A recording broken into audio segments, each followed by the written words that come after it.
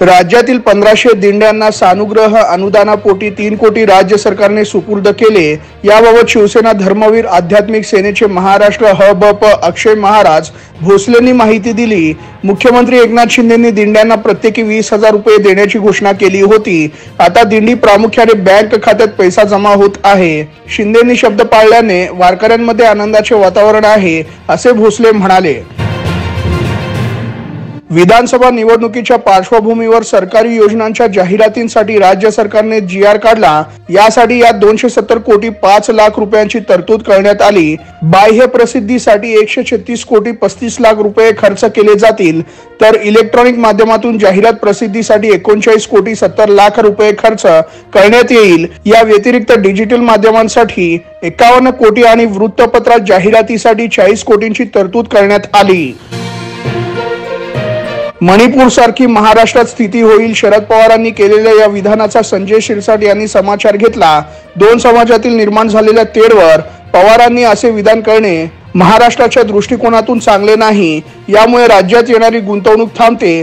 पूर्वी काँग्रेस राष्ट्रवादी जातीजातीत भांडणे लावली, मराठा आरक्षणावर राजकारण करून पवारांनी त्यांच्या मनातील मणिपूर बोलून दाखवला, असे ते म्हणाले। दिल्ली दारू धोरण घोटाळा प्रकरणाचा तपास पूर्ण झाल्यानंतर सीबीआयने दिल्लीतील राऊस अव्हेन्यू कोर्टात अहवाल सादर केला। या अहवालात घोटाळ्याचे सूत्रधार हे दिल्लीचे मुख्यमंत्री अरविंद केजरीवाल आहेत, असा ठपका ठेवण्यात आल्याचे कळते। 1 महिन्यानंतर आरोपपत्र दाखल करण्यात येईल, अशी माहिती या अहवालात देण्यात आली। या प्रकरणात सीबीआयने केजरीवालांना 26 जून रोजी अटक केली होती। तत्पूर्वी ते ईडीच्या कोठडीत होते।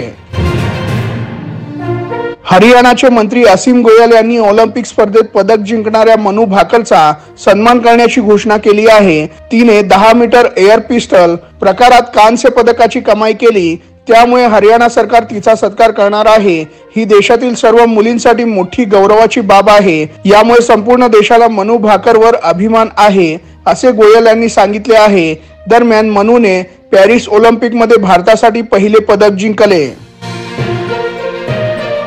मनू भाकरने पॅरिस ऑलिम्पिकमध्ये पदक जिंकले आहे, त्यामुळे तिचे सर्व स्तरातून कौतुक केले जात आहे। भारतीय संघाचे माजी कोच राहुल द्रविड यांनीही मनूचे अभिनंदन केले। मनूची कहाणी अद्भुत आहे। टोकियो ऑलिम्पिकमध्ये निराशा पदरी पडल्यानंतर पॅरिस ऑलिम्पिकमध्ये कांस्य जिंकणे ही अतुलनीय कामगिरी आहे। अशा प्रकारचे यश अनेक वर्षांचे बलिदान, कठोर मेहनत आणि समर्पण यामुळे मिळते, असे राहुल द्रविड म्हणाले।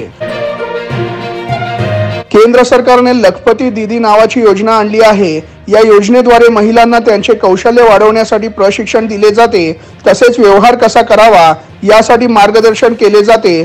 तसेच याद्वारे महिलांना व्यवसायासाठी 1 ते 5 लाख रुपयांपर्यंत बिनव्याज कर्ज दिले जाते। आतापर्यंत या योजनेचा लाभ देशातील 9 कोटी महिलांनी घेतला आहे। या योजनेचा लाभ 18 ते 50 वयोगटातील महिला घेऊ शकतात। राज्यसभेत बोलण्याची संधी देण्यावेळी उपसभापती हरिवंश नारायण सिंह यांनी जया बच्चन यांचे पूर्ण नाव घेतले। यामुळे जया बच्चन यांनी संताप व्यक्त केला। उपसभापतींनी त्यांना जया अमिताभ बच्चन असे संबोधित केले। त्यावर उपसभापतींना सर जया बच्चन बोलला असता तरी पुरे झाले असते। हा नवा ट्रेंड सुरू झाला, जिथे महिलांना त्यांच्या पतीच्या नावाने ओळखले जाईल, त्यांना कोणतेही अस्तित्व नाही, असे जया बच्चन म्हणाल्या। पतंजली आणि बाबा रामदेव यांच्या विरोधात अनेक डॉक्टरांच्या संघटनांनी दाखल केलेल्या याचिकेवर दिल्ली हायकोर्टाने काल निकाल दिला। हायकोर्टाने बाबा रामदेव यांना 3 दिवसांच्या आत त्यांचे कोरोनिल बाबत केलेले विधान मागे घेण्याचे आदेश दिले आहेत। बाबा रामदेव यांनी पतंजली आयुर्वेदाचा कोरोनिल हे केवळ रोगप्रतिकारक शक्ती वाढवणारे नसून कोविड-19 बरा करण्याचे औषध असल्याचे म्हटले होते। 1 महिनाभर नॉनव्हेज खाल्ले नाही तर काय होते ते पाहूया। पचनक्रिया सुधारण्यास मदत होते, वजन नियंत्रित राहण्यास फायदा होतो, पोटात किंवा पचन मार्गात जळजळ होण्याचे प्रमाण कमी होते, कोलेस्ट्रॉलवर नियंत्रण ठेवायचे असेल तर मांसाहार टाळावे लागेल, उच्च रक्तदाब नियंत्रणात राहण्यास मदत होते, वारंवार मांसाहार केल्याने हृदयविकार, कर्करोग, किडनीचे आजार, संधिवात, अल्सर सारखे आजार होऊ शकतात। शिंदे सरकारने घेतले मोठे निर्णय। राज्य मंत्रिमंडळ बैठक 30 जुलै 2024। महाराष्ट्र कारागृह व सुधार सेवेसाठी अध्यादेश जलविद्युत प्रकल्पांच्या नूतनीकरण व आधुनिकीकरणाचे शासन धोरण, पूर्णामय सहकारी सूतगिरणीला अर्थसहाय्य, राज्यातील यंत्रमाग सहकारी संस्थांना आता राज्य शासनाकडून अर्थसहाय्य, आदिम जमातीतील कुटुंबांसाठी आवास योजना, ठाणे पालिकेच्या विविध उपक्रमांसाठी शासकीय जमीन. महिलांच्या सक्षमीकरणासाठी मोठा निर्णय, वसतिगृह आश्रमशाळांमधील विद्यार्थ्यांच्या दरडोई अनुदानात भरीव वाढ, महिलांच्या सक्षमीकरणासाठी जेंडर ट्रान्सफॉर्मेटिव्ह मेकॅनिझम उपक्रम राबविण्यास मान्यता, 2385 कोटी प्रकल्पास मान्यता, आंतरराष्ट्रीय कृषी विकास निधीमार्फत कर्ज, आदिवासी सहकारी सूतगिरण्यांचे दीर्घ मुदतीचे कर्ज, नांदेड येथील श्री गुरुजी रुग्णालयास शासकीय भाग भांडवल. देवेंद्र फडणवीस यांनी उद्धव ठाकरे आदित्य ठाकरेंनाच नाही तर अजित पवारांचे पुत्र पार्थ पवारांनाही अडकवण्याचा डाव रचल्याचा आरोप अनिल देशमुख यांनी केला आहे. या प्रकरणी रोज नवनवीन खुलासे होत आहेत. वेळ आल्यास आपल्याकडचे ऑडिओ व्हिज्युअल पुरावे उघड करीन असा इशारा फडणवीसांनीही दिला होता.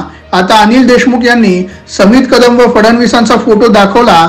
यावर फडणवीस काय उत्तर देणार हे पाहणे महत्त्वाचे ठरणार आहे. मुख्यमंत्री एकनाथ शिंदे आणि अजित पवारांनी बनावट ओळखपत्रे बनवली. मौलवीच्या वेशात एकनाथ शिंदे दिल्लीला जाऊन अमित शहांना भेटतात. NIAच्या माध्यमातून याची चौकशी करावी अशी मागणी खासदार संजय राऊतांनी केली. नावे देखील माहीत नसलेल्यांना लोकसभा निवडणुकीपूर्वी भारतरत्न दिले. स्वातंत्र्यवीर सावरकरांना देखील भारतरत्न द्या अशी मागणी देखील यावेळी बोलताना खासदार संजय राऊतांनी केली. शिवसेना राष्ट्रवादी आमदार अपात्रता एकत्रित सुनावणी 7 ऑगस्टला होणार आहे. ठाकरे गटाचे वकील कपिल सिब्बल यांनी तातडीच्या सुनावणीची मागणी केली होती.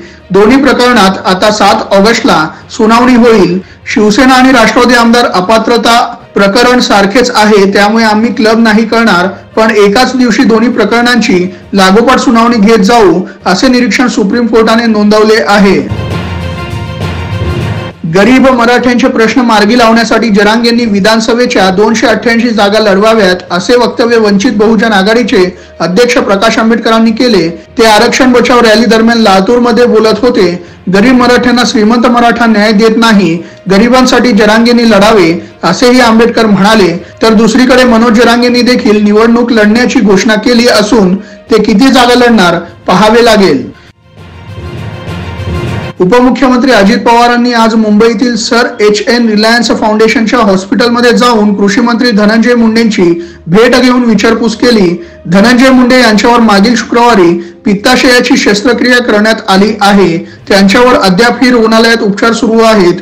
काल भाजप आमदार पंकजा मुंडेंनी देखील रुग्णालयात जाऊन धनंजय मुंडेंची विचारपूस केली आहे.